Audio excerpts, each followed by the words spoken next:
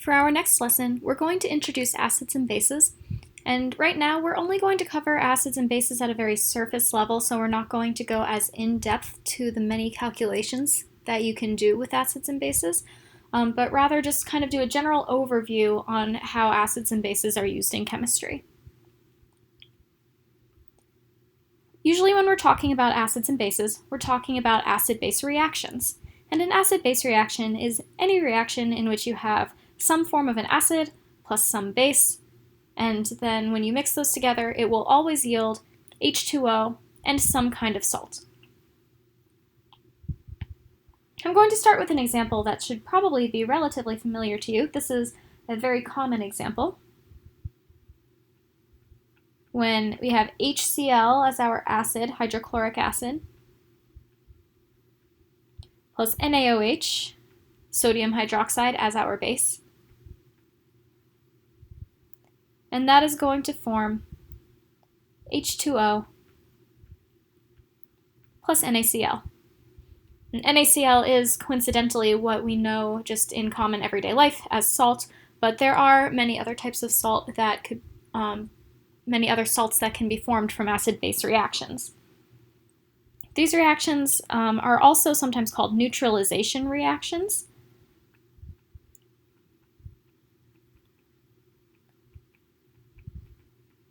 And the reason is because when you mix an acid and a base together, they neutralize each other. So a base will neutralize an acid will neutralize a base. But what are acids and bases? There are actually many different definitions. In this class, for the time being, we're just going to focus on one definition, and that is the Arrhenius definition. For Arrhenius acids, these are compounds that produce H+ in solution. And when I mean in solution, I mean when they dissolve in a solvent. In this class, we're really only going to look at aqueous solutions, so solutions that have water as a solvent. As you progress through more difficult chemistry courses, you may come across other solvents, especially organic solvents in organic chemistry, but for now we're just going to focus on water as a solvent. So our Arrhenius acids are going to produce H+ when they dissolve in water. Here's an example of how that happens. If we have our HCl and we dissolve that in water, for now, just as a reminder, I'm going to put the H2O, our water, up there. It'll split apart into H+ and Cl-. So that's what it looks like when HCl dissolves in water. So notice that HCl is a strong electrolyte. Those positive H+ and the negative Cl- completely separate in solution. Another way of writing this, and perhaps the more common way of writing this reaction, is to show what actually happens when that HCl is reacting with water. So you have HCl plus H2O yields H3O plus Cl-. So notice here how this H from the HCl comes over to join the H2O to form H3O+. And notice that that's positive, and that has to do with the positive charge of that H+. We'll talk later on in the semester how you can figure out that overall charge of an ion such as H3O+. But for now, just think about it as it's coming from this H+.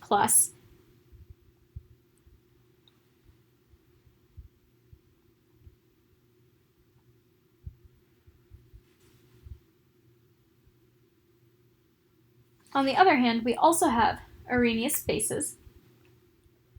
And these are bases that produce OH- when they dissolve in aqueous solution.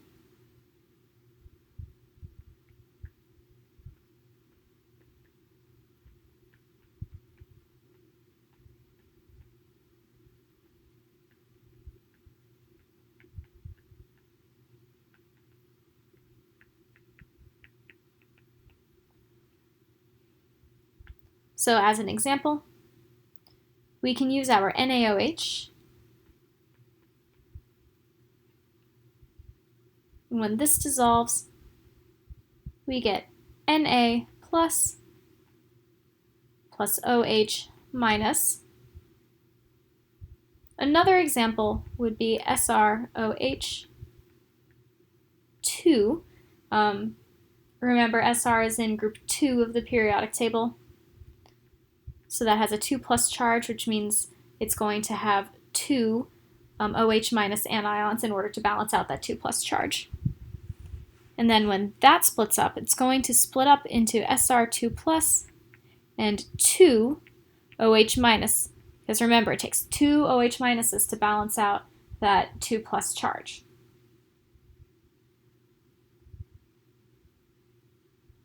So how can we tell if a compound is an acid or a base? Sometimes it's a little bit tricky because with an acid we think, oh, we should look for the H because acids produce H. So HCl has an H, but the tricky thing is, look at these, like NaOH, that also has an H at the end. So it's kind of hard to tell just by looking at it. So this is what you want to do. For an acid, you want to look to see if there is an H next to an anion. So is our H acting as an H plus to balance out the negative charge of the anion?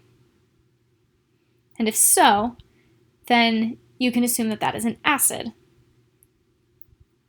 If you have a base, it's at least for the definition that we're looking at right now, it's usually going to be a metal cation with some number of OH minus anions, however many are needed to balance out the positive charges of the cations. I also recommend memorizing these lists of acids and bases. So we have strong and weak acids and strong and weak bases. The difference here is that strong acids and bases dissolve completely in solution, so they are strong electrolytes.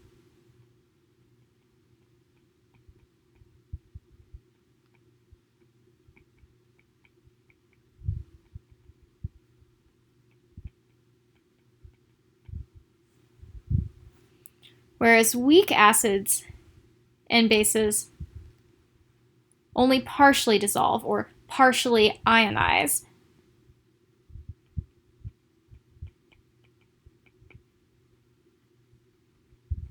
So these are going to be our weak electrolytes. One other thing that I want to draw your attention to is this base here. Notice how this is not an Arrhenius base. This is a different type of base that we're going to look at later on. This is a Lewis base. We're not going to get into that definition right now, but I wanted to show you NH3 as a weak base because it's a really common one. It shows up all the time. So I didn't want you to come across it and then think, oh, like I don't know what that is. But NH3 is a weak base. It's just a different kind of base than the ones that we're focusing on. But still, you should just be aware that it exists.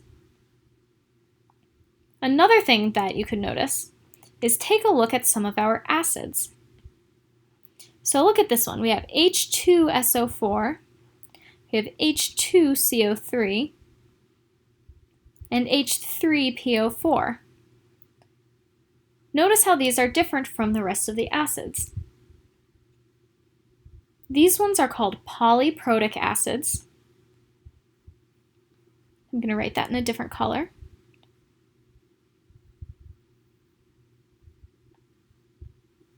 So we have polyprotic acids.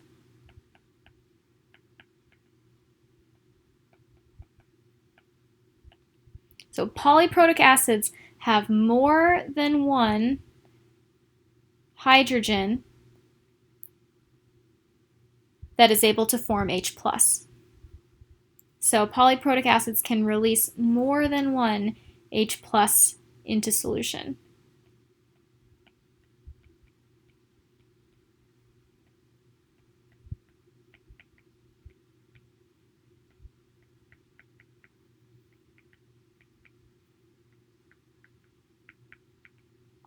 And we have specific names for these types of polyprotic acids.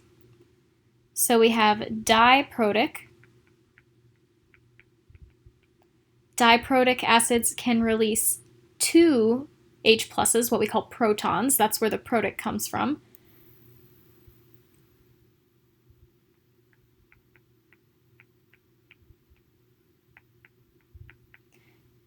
And then, so the diprotic, examples of a diprotic acid would be H2SO4 and H2CO3.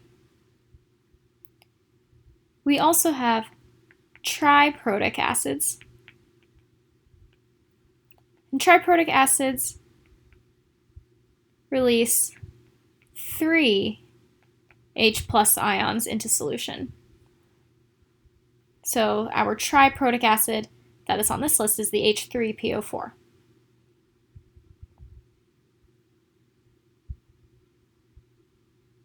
So why is this important? This is important because only strong acids and bases are written as ions in our complete ionic equations. The weak acids and bases aren't because they don't ionize completely. They don't completely break apart into ions. So when we're writing our ionic equations, we only want to split up those compounds into ions that actually completely form ions.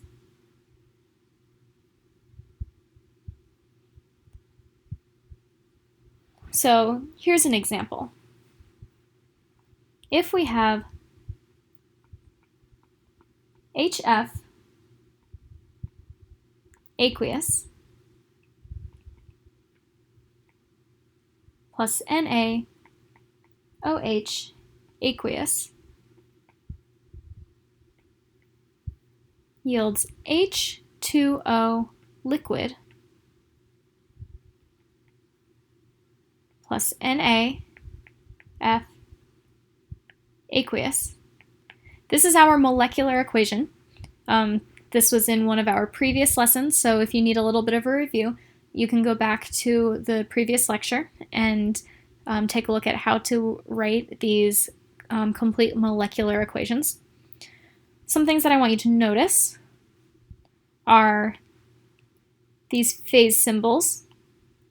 So notice how all of these ones are all in aqueous form. H2O is liquid. Why can't H2O be aqueous? Well, because water dissolved in water is still just water, so it's just liquid water.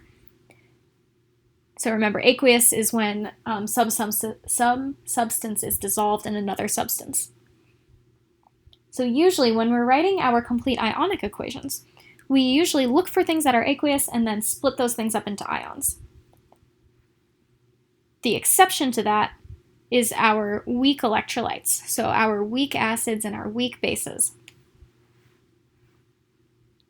Those ones just stay in their molecular form because they're weak, so they don't ionize. But then the strong acids and bases do split up into their ionic forms.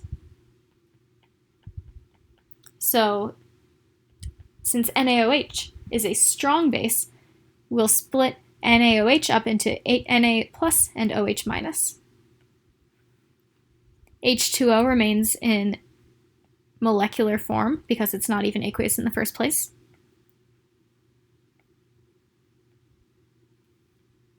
Then we have Na plus